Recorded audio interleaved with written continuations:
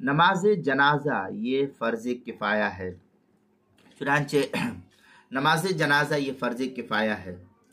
اگر کسی نے بھی نماز جنازہ پڑھی، جس علاقے کے اندر رہتا تھا، وہ مردہ جو مرا ہے وہ جس علاقے کے اندر رہتا تھا، اس کے اندر کے کچھ لوگوں نے جنازے کی نماز کو پڑھ لیا، اور کسی نے بھی نماز جنازہ نہیں پڑھی، جب کسی نے نماز جنازہ پڑھ لیا تو فرض کفایہ ادا ہو گیا۔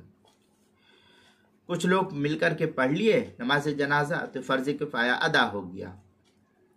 اور اگر کسی نے بھی نماز جنازہ نہیں پڑھی ہے اس کی، اور مسلمان میت کو نماز کے بغیر ہی دفنا دیا گیا ہے، تو جن لوگوں کو معلوم ہے سب گنہگار ہوں گے اس سلسلے میں۔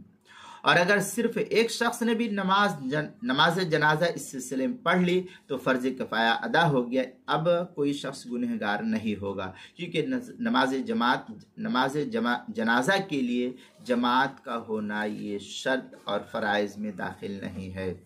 چنانچہ بدائع الصنائع میں ہے وَالْإِجْمَاعُ مُنْعَقِدٌ عَلَى فَرْضِيَّتِهَا إِلَّا أَنَّهُ فَرْضٌ كِفَایَةٌ إِذَا قَامَ بِهِ الْبَعْضُ يَسْقُطُ عَنِ الْبَاقِينَ۔ یہ بدائع الصنائع کی عبارت ہے، پہلی جلد صفحہ 46، البحر الرائق دوسری جلد صفحہ 179، تحتاوی علی مراقی الفلاح صفحہ 318، فتاوی ہندیہ پہلی جلد صفحہ 162، در مختار جو بیروت کا چھپا ہوا نسخہ اس کی تیسری جلد صفحہ 96، کتاب المسائل دوسری جلد صفحہ 76 پر اس کو نقل کیا گیا ہے۔